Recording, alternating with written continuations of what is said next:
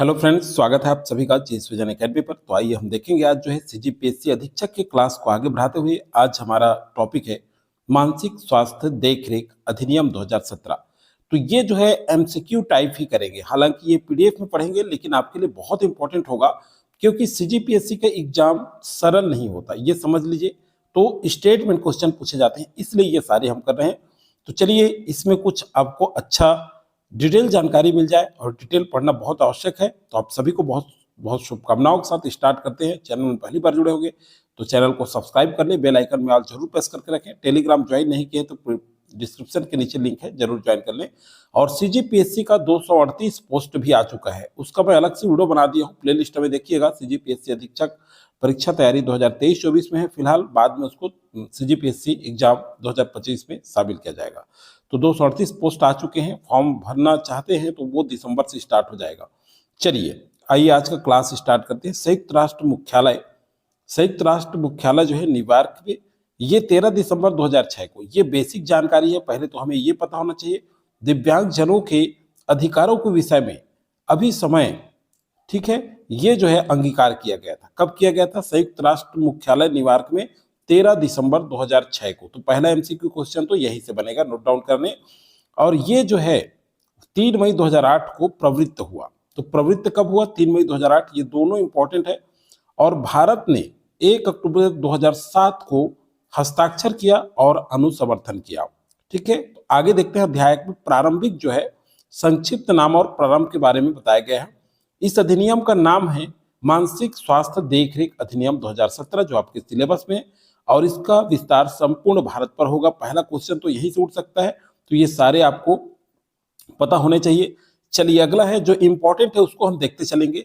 परिभाषा में देखिए, अग्रिम निर्देश के धारा 5 के अधीन किसी व्यक्ति द्वारा दिया गया कोई अग्रिम निर्देश अभिप्रेत है। ठीक है, समुचित सरकार से अभिप्रेत क्या है?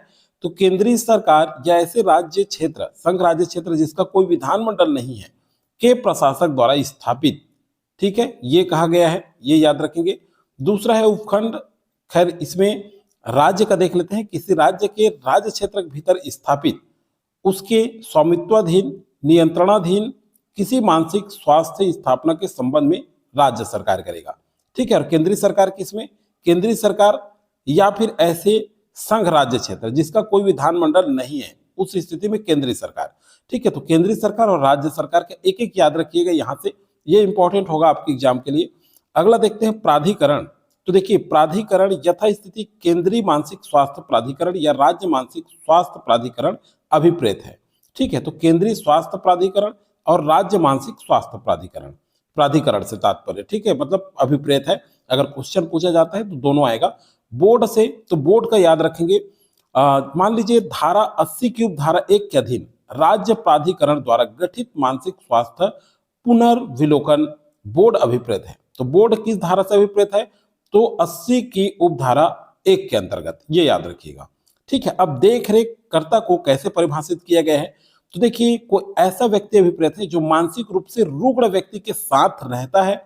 ठीक है, ध्यान से देखिएगा, स्टेटमेंट क्वेश्चन में पूछा जा सकता है, तो इसलिए इंपॉर्टेंट, ये एमसीक्यू ही समझिए क्योंकि एमसीक्यू बेस्ड ही आपको मैं बता रहा हूं, जो आपको एग्जाम के लिए इंपॉर्टेंट होगा, याद रहेगा। तो सॉरी, तो उस व्यक्ति की देखरेख करने के लिए उत्तरदायी है। ठीक है, इसके अंतर्गत नातेदार या कोई अन्य व्यक्ति भी है जो इस कृत्य को निःशुल्क या पारिश्रमिक के साथ पालन करता है। बहुत इंपॉर्टेंट पॉइंट है, ये पूछा जा सकता है स्टेटमेंट में कि देखरेख कर्ता के अंतर्गत कौन शामिल होगा रुग्ण व्यक्ति का। ठीक है, तो मान लीजिए इसमें क्या है, जो जो इसको क्या कर रहे हैं, इसमें रिश्तेदार भी आएंगे और अन्य व्यक्ति है जो निःशुल्क करना चाहता है या पारिश्रमिक के साथ करना चाहता है, वो भी शामिल होगा। चलिए अगला इंपॉर्टेंट पॉइंट है, केंद्रीय प्राधिकरण से धारा 33 के अधीन गठित केंद्रीय मानसिक स्वास्थ्य अब प्राधिकरण क्या है? अभिप्रेत है। तो केंद्रीय प्राधिकरण किस धारा में अभिप्रेत है? किस धारा के अंतर्गत? तो धारा 33 के अंतर्गत, याद रखिएगा। ठीक है, ये इंपॉर्टेंट है। अब देखिए नैदानिक मनोविज्ञानी से कोई ऐसा व्यक्ति अभिप्रेत जिसके पास, देखिए अगर नैदानिक मनोविज्ञानी से अभिप्रेत है तो पहला पॉइंट देख लीजिए, इंपॉर्टेंट है। भारतीय पुनर्वास परिषद अधिनियम 1992 का धारा जो है 3 के अधीन गठित भारतीय पुनर्वास परिषद, ठीक है, मान्यता प्राप्त किसी संस्था, नैदानिक, मनोवैज्ञानिक की मान्यता प्राप्त अर्हता हो। तो इसमें बोला गया है नैदानिक, मनोवैज्ञानिक, ठीक है, मनोविज्ञानी कोई ऐसा व्यक्ति अभिप्रेत है जिसके पास मनोविज्ञान या फिर नैदानिक मनोविज्ञान या अनुप्रयुक्त मनोविज्ञान में स्नातकोत्तर डिग्री हो। तो ये 2 पॉइंट थोड़ा सा याद रखिएगा। मान लीजिए स्टेटमेंट क्वेश्चन में कहीं दिखे तो हम बनाएंगे उसको। मान लीजिए कुटुंब से अभिप्रेत क्या कहा जा रहा है, तो जो रक्त, दत्तक या विवाह द्वारा संबंधित है। ये कुटुंब से व्यक्तियों का कोई ऐसा समूह अभिप्रेत है, ठीक है, जो क्या है, रक्त, दत्तक और विवाह द्वारा संबंधित है, याद रखिएगा। और बाकी और देखते हैं जो इंपॉर्टेंट है, बाकी तो हाँ चलिए। स्थानीय प्राधिकारी, ये इंपॉर्टेंट है। स्थानीय प्राधिकारी में कोई नगर निगम, नगर पालिका परिषद, जिला परिषद या नगर पंचायत या पंचायत, चाहे जिस भी नाम से ज्ञात हो, ठीक है, इनका कृत्य करने के लिए ये सशक्त अभिप्रेत है, ठीक है, मजिस्ट्रेट के अंतर्गत। ओके, क्लियर है दोस्तों। आगे देखते हैं, क्योंकि हम एमसीक्यू बेस्ड देख रहे हैं इसलिए इंपॉर्टेंट पॉइंट को हाईलाइट करते चल रहे हैं। मजिस्ट्रेट से अभिप्रेत, तो देखिए मजिस्ट्रेट से क्या क्या अभिप्रेत होगा, तो ये इंपॉर्टेंट है। दंड प्रक्रिया संहिता जो है कि धारा 2 के खंड ट के अंतर्गत किसी महानगर क्षेत्र के संबंध में महानगर मजिस्ट्रेट, तो महानगर मजिस्ट्रेट किस धारा के अंतर्गत, तो धारा 2 के खंड ट, ये याद रखें, धारा 2। किसी अन्य क्षेत्र के संबंध में मुख्य न्यायिक मजिस्ट्रेट होगा, उपखंड न्यायिक मजिस्ट्रेट, ठीक है, जो प्रथम वर्ग का न्यायिक मजिस्ट्रेट होगा, वो कृत्यों को पालन करने के लिए सशक्त करें। जैसे किसके लिए, तो किसी मानसिक स्वास्थ्य स्थापन के संबंध में, है ना, अभिप्रेत है। और चिकित्सा भार साधक, ये दिया हुआ है, चिकित्सा व्यवसायी से ऐसा अभिप्रेत है जिसके पास ऐसी मान्यता प्राप्त आयुर्विज्ञान अर्हता हो, ठीक है, ये अभिप्रेत है। तो चलिए, ये तो हमने देख लिया। अगला जो है होम्योपैथी वगैरह भी कुछ बताया गया इसमें, तो थोड़ा सा उसको ज्यादा नहीं देखते हैं। मानसिक स्वास्थ्य वृत्तिक से अभिप्रेत, ठीक है, तो ये धारा 55 के अधीन, देखिए धारा 55 के अधीन संबंध राज्य प्राधिकरण में रजिस्ट्रीकृत कोई वृत्तिक, जैसे वृत्तिक के नीचे सब चीज बताया गया है ये, ठीक है। अगर पीडीएफ चाहते हैं तो मैं उपलब्ध करा दूंगा टेलीग्राम में, इसका कमेंट करके बताइएगा, ज्यादा कमेंट आए तो जरूर कराया जाएगा। अवयस्क से कोई ऐसा व्यक्ति अभिप्रेत है जिनकी आयु कितना, 18 वर्ष आयु पूरी नहीं की है, ठीक है। राजपत्र प्रकाशित अधिसूचना से अभिप्रेत, अधिसूचना मतलब, तो अधिसूचित पद का अर्थ लगाया जाएगा। अधिसूचना राजपत्र में जो प्रकाशित होता है वो अधिसूचना के अंतर्गत विहित। चलिए, ये तो खैर उतना नहीं पूछेगा। अगला देखते हैं, मानसिक रुग्णता से ग्रस्त बंदी। अब देखिए ये इंपॉर्टेंट पॉइंट है। मानसिक रुग्णता से ग्रस्त ऐसा व्यक्ति अभिप्रेत है जो किसी अपराध का विचारणाधीन है या जिसे सिद्ध दोष ठहराया गया है, किसी जेल या कारागार में निरुद्ध है, ठीक है, याद रखिएगा, ये इंपॉर्टेंट है, पूछा जा सकता है। तो जो जेल में है, सिद्ध दोष ठहराया गया है, वो जो मानसिक रुग्णता ग्रस्त बंदी से असह्य है। अगला है मन चिकित्सक सामाजिक कार्यकर्ता व्यक्ति अभिप्रेत है जिसके पास सामाजिक कार्य में स्नातकोत्तर डिग्री है, ये पूछा जा सकता है। मन चिकित्सक सामाजिक कार्य में मास्टर ऑफ फिलॉसफी की हो, ठीक है, वो जो है सामाजिक कार्यकर्ता के अंतर्गत जो है उनको प्राप्त है, अर्हताएं जो रखते हैं, ठीक है। मन चिकित्सक ये क्या है, तो देखिए जिसके पास विश्वविद्यालय अनुदान आयोग 1956 के अधीन विश्वविद्यालय अनुदान आयोग द्वारा मान्यता प्राप्त विश्वविद्यालय द्वारा राष्ट्रीय परीक्षा बोर्ड द्वारा, ठीक है, मान्यता प्राप्त, जैसे भारतीय आयुर्विज्ञान परिषद अधिनियम दिया है 1956, इसके अंतर्गत क्या है, मन चिकित्सकीय स्नातकोत्तर डिग्री या डिप्लोमा हो, तो वो जो है क्या है, प्रयोजन के लिए मन चिकित्सक घोषित कर दिया है, ठीक है। तो ये मन चिकित्सक के मतलब ये है कि मन चिकित्सक स्नातकोत्तर में डिग्री या डिप्लोमा हो उसके पास। विनिमय इस अधिनियम के अधीन बनाए अभिप्रेत हैं, तो देखिए इसमें जो है नातेदार कोई ऐसा व्यक्ति अभिप्रेत है जिसका मानसिक रुग्ण व्यक्ति से रक्त, विवाह और दत्तक के आधार पर कोई नाता हो, ठीक। राज्य प्राधिकरण के धारा 45 के अधीन स्थापित राज्य मानसिक स्वास्थ्य प्राधिकरण से अभिप्रेत है, तो ये बताया गया है। तो ये कुछ जो परिभाषित किया गया है, जो इंपॉर्टेंट है उसको हमने देखा है। अगला जो है अध्याय 2 में हम देखेंगे मानसिक रुग्णता और मानसिक स्वास्थ्य देखरेख और उपचार संबंधी विनिश्चय करने की क्षमता। तो ये क्या क्या विनिश्चय करने की क्षमता है, तो मानसिक रुग्णता का अवधारणा पहला, ठीक है, तो मानसिक रुग्णता का अवधारणा जो है ये राष्ट्रीय और अंतर्राष्ट्रीय रूप से स्वीकृत, ठीक है, चिकित्सक मानकों के आधार पर ये क्या किया जाएगा, केंद्रीय सरकार द्वारा अधिसूचित किए जाएं। ये याद रखिएगा, ये मानसिक रुग्णता की अवधारणा किनके द्वारा अधिसूचित किया जाएगा, तो केंद्रीय सरकार द्वारा अधिसूचित किया जाएगा, ये याद रखिएगा, ठीक है। अगला देखते हैं जो इंपॉर्टेंट है उसको।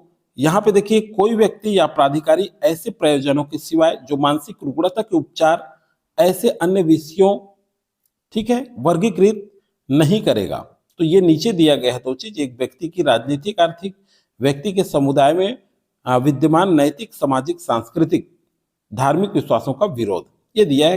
खैर इतना नहीं पूछेगा इसको।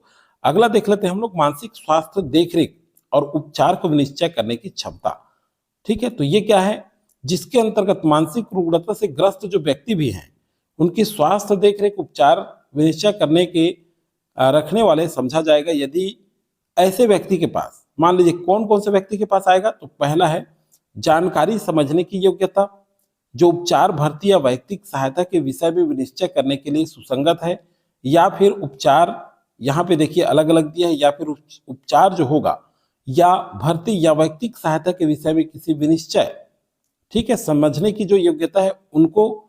तो ये 1 पॉइंट 2 पॉइंट का ख ग घ तक दिया विनिश्चय को वाक अभिव्यक्ति संकेत किसी अन्य माध्यम से संसूचन करने की योग्यता रखता है, ठीक है। तो ऐसे व्यक्ति के पास जो ये निम्न रखते हैं, ऐसे व्यक्तियों के पास मानसिक स्वास्थ्य देखरेख उपचार का विनिश्चय करने की क्षमता के अंतर्गत आएगा, ठीक है। अगला देखते हैं अग्रिम निर्देश। तो देखिए अग्रिम निर्देश अध्याय 3 है, तो अग्रिम निर्देश किनको दिया जाएगा, तो देखिए प्रत्येक व्यक्ति जो अवयस्क नहीं है निम्नलिखित में से किन्हीं या सभी को निर्दिष्ट करते हुए अग्रिम निर्देश करने का अधिकार होगा। ऐसा उपाय जिसकी कोई व्यक्ति किसी मानसिक रुग्णता हेतु देखरेख और उपचार के लिए वांछा करता है, ठीक है। तो ये हो गया ऐसा उपाय जिसकी कोई व्यक्ति किसी मानसिक रुग्णता देखरेख उपचार हेतु वांछा नहीं करता है। ये दोनों है, देखिए करता है और नहीं करता है, दोनों दिया जा रहा है, दोनों अच्छे से याद रखेंगे आप लोग। चलिए अब देखते हैं अग्रिम निर्देश करने की रीति कैसा है। तो ये जो है केंद्रीय प्राधिकरण द्वारा बनाए जाने वाले विनियमों में विनिर्दिष्ट किए जाएं, ठीक। ऑनलाइन रजिस्टर का रखा जाना, प्रत्येक बोर्ड उसके पास रजिस्ट्रीकृत सभी अग्रिम निर्देशों धारा 91 की उपधारा 1 के अंतर्गत, ठीक है, ऑनलाइन रजिस्टर में रखेगा।